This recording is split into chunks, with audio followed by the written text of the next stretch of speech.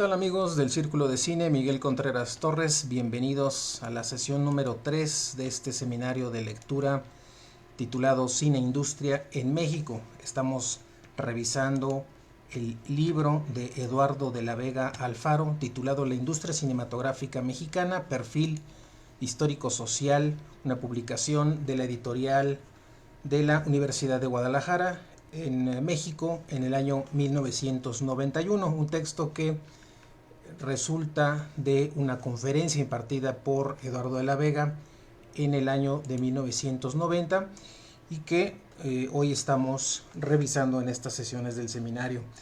Habíamos revisado la sesión pasada los primeros 4 apartados del primer capítulo, que tiene que ver todavía con el periodo preindustrial. El día de hoy vamos a completar estas 4 últimos apartados del primer capítulo, en el que vamos a revisar los siguientes textos. Vamos a hablar, por supuesto, de la crisis del cine de argumento, del cine mudo de argumento, que va de 1923 a 1930, los primeros ensayos sonoros de 1929 a 1931, la presencia de Sergei Eisenstein en México de 1930 a 1931 y finalmente el desarrollo del cine sonoro, la fase de experimentación genérica 1932-1937. Antes de comenzar, los invito a que nos dejen su me gusta, a que compartan el enlace para esta transmisión, y recordarles también que todas las sesiones de este seminario se quedan alojados en el carrete de videos de este seminario para que ustedes lo puedan consultar las veces que ustedes deseen. También, de igual forma, si ustedes tienen su libro, su documento, también pueden en el chat en vivo que estamos haciendo ir dejando sus comentarios sobre esta lectura. Recuerden que la intención de este seminario es que juntos hagamos esta lectura y vayamos comentando algunos de los elementos que nos parecen interesantes, importantes desde el punto de vista de la cinematografía. Bien, pues hoy es miércoles 24 de abril de 2024, 10 de la noche con 10 minutos. Estamos en vivo desde la Ciudad de México transmitiendo este seminario de lectura. Bienvenidos entonces todos ustedes que ya vemos que están aquí conectados con nosotros. Vamos a empezar entonces y vamos a retomar la lectura donde nos habíamos quedado, página 22 de este libro de Eduardo de la Vega, en el que vamos a revisar los apartados 5, 6, 7 y 8 de este primer apartado, primer capítulo, por así decirlo, que tiene que ver con esta etapa preindustrial del cine en México. Ya entonces en la página 22 vamos a abrir este capítulo, este apartado, que tiene que ver con la crisis del cine mudo de argumento. Aquí nos dice Eduardo de la Vega que el México de la década de los años 20 va a estar gobernada por los caudillos Adolfo de la Huerta, Álvaro Obregón y Plutarco Elías Calles. A ellos les va a tocar enfrentar una política norteamericana bastante agresiva, consecuencia lógica del triunfo de los estadounidenses en la Primera Guerra Mundial. Los norteamericanos van a exigir a través de los tratados de Bucareli de 1923 la apertura del mercado interno, que se va a ver reflejada en un brusco incremento en la exhibición de productos hollywoodenses. A su vez, también frustró de alguna manera y de manera definitiva los intentos de crear una industria fílmica autónoma y autóctona en México. Dice Eduardo de la Vega en la página 23 que entre 1923 y 1930 se van a producir solo 40 largometrajes, de los cuales ninguno obtuvo un considerable éxito de taquilla. La excepción será, por supuesto, Santa, dirigida por Luis Peredo en 1918, o El automóvil gris, del cual ya también habíamos hablado la sesión anterior. Si algo caracterizó al cine mudo de argumento es que algunos cineastas van a intentar hacer un cine para un consumo estrictamente regional. De ahí vamos a tener la presencia muy importante de películas poblanas, películas tlaxcaltecas, jaliscienses, michoacanas, veracruzanas, etcétera, que aunque continúan la idea de este nacionalismo cinematográfico, son ejemplos de un cine amateur e improvisado, a excepción, por supuesto, de filmes como El Tren Fantasma o El Puño de Hierro de Gabriel García Moreno, que revelan ya un pleno dominio del lenguaje cinematográfico y que expresan también los temas que ya reflejan un poco la influencia directa del cine de Hollywood, de este cine de aventuras. En la página 24 nos dice Eduardo de la Vega que el cine mexicano, que se desarrolló de 1929 o que entre 1929 y 1930 produjo 2 largometrajes en esos 2 años. Parecía esto también darle la razón a José Vasconcelos, quien en su lugar de secretario de Educación había impulsado el arte pictórico de los muralistas. En cambio, había declarado que el cine era un producto cultural, cito, típicamente norteamericano, así la cita de Vasconcelos. Y continúa Eduardo de la Vega, y por lo tanto carente de posibilidades de desarrollo en nuestro país. En 1930 el cine había fracasado como un medio de propaganda nacionalista y sus productores ni siquiera habían podido constituirse en una esperada burguesía fílmica propiamente dicho. Ya en el apartado sexto de este capítulo, Eduardo de la Vega nos va a hablar ahora de los primeros ensayos sonoros. Estamos en el periodo de 1929 al 31 y aquí nos dice que ante la inminencia de la quiebra de la Warner Brothers había iniciado esta empresa para 1926 una modalidad que vendría a revolucionar la industria y la estética del cine en todo el mundo. Se trataba de la incorporación del cine sonoro. Los experimentos con el cine sonoro ya habían sido obstaculizados por los magnates hollywoodenses debido a que existía el temor de que la incorporación de lo sonoro, del cine sonoro, rompiera de alguna manera esa barrera idiomática que cancelara de alguna manera sus mercados en afuera de sus fronteras. Los empresarios hollywoodenses decidieron entonces financiar cintas sonoras habladas en otros idiomas con el objeto de mantener el dominio de sus mercados.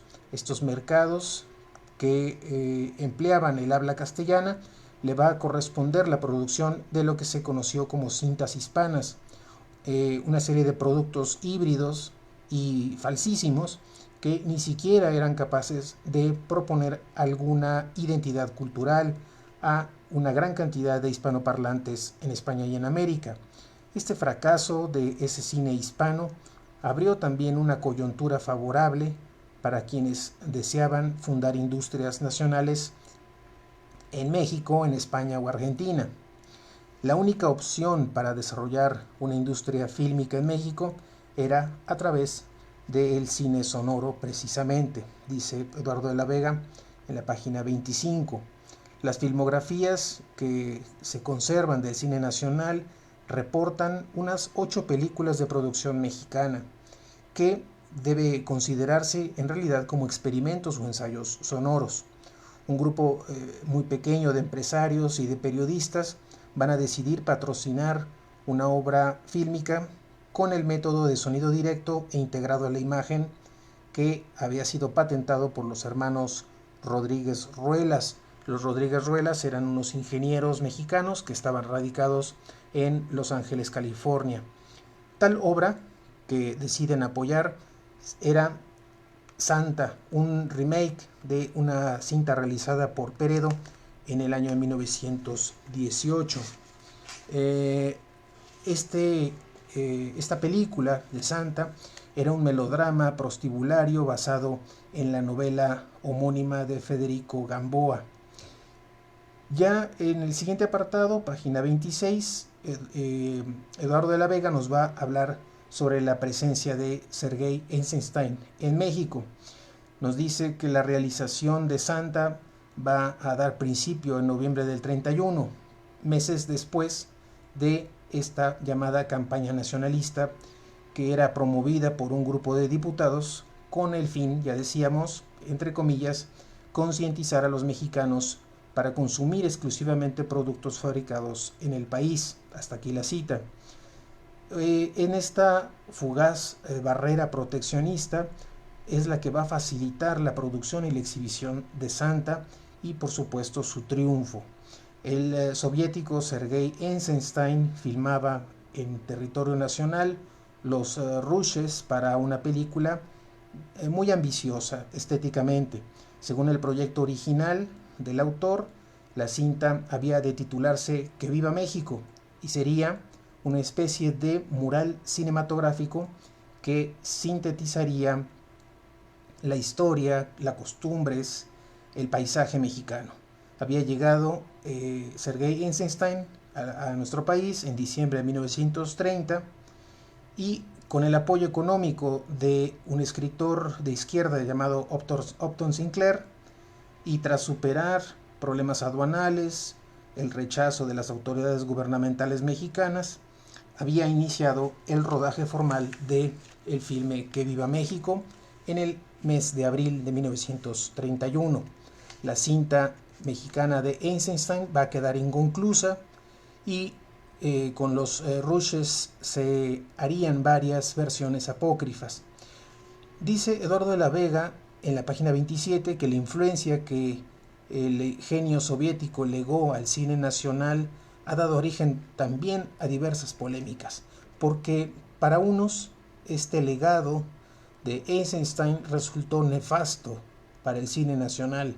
¿Por qué nefasto? Porque dio origen a un hieratismo perfectamente anticinematográfico y de evidente aliento turístico. Para otros consideran que en realidad resultó un auténtico padre del arte cinematográfico mexicano, sin el cual la estética de nuestro cine jamás se habría desarrollado.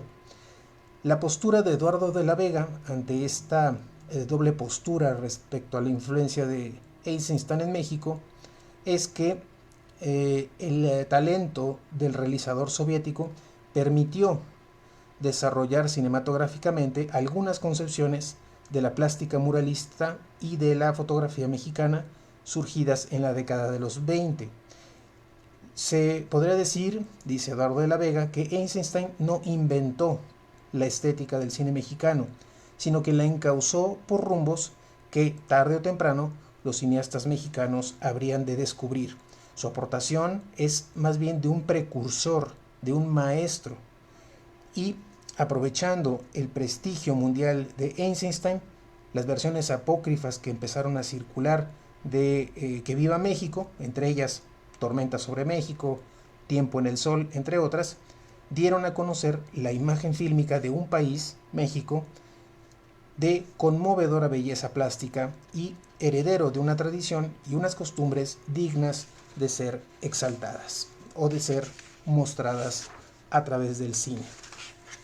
En la página 28 vamos al octavo y último apartado de esta primera parte del libro, de este primer capítulo, en el que Eduardo de la Vega va a abordar el tema del desarrollo del cine sonoro en cuanto a su fase de experimentación genérica.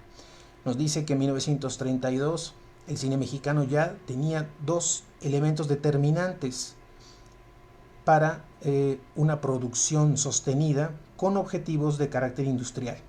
Tenía un sistema sonoro confiable y una concepción estética mucho más definida que en años anteriores. Ya el triunfo de Santa, que alcanzó resonancias más allá del mercado interno, no va a evitar que el subgénero del melodrama prostibulario continuara hasta nuestros días. Los años 1932-1937 van a enmarcar una fase de experimentación genérica de excelentes resultados tanto en lo estético como en lo comercial. También nos va a decir que esta etapa, la página 29, esta etapa aludida, irrumpieron también dos concepciones estéticas antagónicas, aunque no fueran otra cosa que ramificaciones de este llamado nacionalismo cinematográfico, que es un nacionalismo liberal que puede estar representado de manera paradigmática por el filme Janitzio, y que van a estar influidas por esta concepción de Eisenstein, y que fueron también un importante receptáculo del movimiento musical nacionalista. Hay que recordar obras de Silvestre Revueltas, Manuel M. Ponce, Carlos Chávez, Candelario Huízar, entre otros. Y también la presencia no solamente de un nacionalismo liberal, sino también de un nacionalismo, diríamos, conservador. Aquí con películas como Cielito Lindo, Allá en el Rancho Grande y Hora Ponciano. Estas obras van a estar derivadas ya no de esta concepción de Eisenstein y del movimiento musical, sino ahora van a estar derivadas del teatro de géneros, de la novela, de la pintura costumbrista, de los programas radiofónicos de música vernácula. Para Eduardo de la Vega no deja de ser sintomático que dos obras de corrientes opuestas, por un lado Vámonos con Pancho Villa y Allá en el Rancho Grande, hayan sido dirigidas por una misma persona, por Fernando de Fuentes, un cineasta de los más dotados de esta primera época del cine sonoro. Allá en el Rancho Grande permitió en realidad el surgimiento del cine mexicano ya con un carácter industrial. Es un cineasta, o la cinta lo que hacía era que actualizaba una película muda que se llamaba En la Hacienda, a la que se le van a agregar la música y otros elementos del folclore nacional. A Fernando de Fuentes le correspondió el mérito de haber acertado en el gusto de las masas latinoamericanas y españolas. De ahí su gran presencia y su triunfo cinematográfico. Concluye la página 30 Eduardo de la Vega este octavo subapartado diciendo que el cine mexicano logró convertirse en industria apoyado en los antecedentes teatrales y radiofónicos en detrimento de un cine promovido por el Estado. Esta contradicción se va a resolver algunos años después, como veremos en las siguientes sesiones de este seminario. Por lo pronto, terminamos aquí la revisión de este primer gran bloque del libro de la industria cinematográfica mexicana, este perfil histórico-social que presenta Eduardo de la Vega Alfaro. Hemos terminado de revisar este periodo preindustrial que cubrió desde la llegada de los inventos, también las vistas y los documentales de la era porfiriana. Abordamos también la cuestión del documental de la Revolución Mexicana, los primeros intentos frustrados de querer hacer una industria del cine, la crisis que pasó el cine mudo de argumento, la presencia también del cine sonoro y la influencia que ejerció en la cinematografía nacional la presencia de Sergei Eisenstein y por supuesto esta fase de experimentación de los géneros ya dentro del cine sonoro. El día de mañana continuaremos con el segundo gran periodo, que será la evolución de la industria cultural cinematográfica, y vamos a situarnos históricamente a partir del año de 1938. Bien, vamos entonces a dejar aquí la revisión por el día de hoy y los invito a seguir esta transmisión el día de mañana a las 10 de la noche para continuar con la cuarta sesión y revisar esta evolución que va a ser sin duda muy interesante de ir siguiendo todos estos procesos, ¿no? Entre ellos este nacimiento y el auge y la consolidación ya de una industria como tal. Así que espero nos puedan acompañar en el día de mañana para esa transmisión. Sin más, les agradezco mucho su asistencia, que hayan escuchado esta transmisión y les deseo que tengan una excelente noche y nos escucharemos el día de mañana para la cuarta sesión de este seminario. Mientras tanto, gracias y hasta mañana.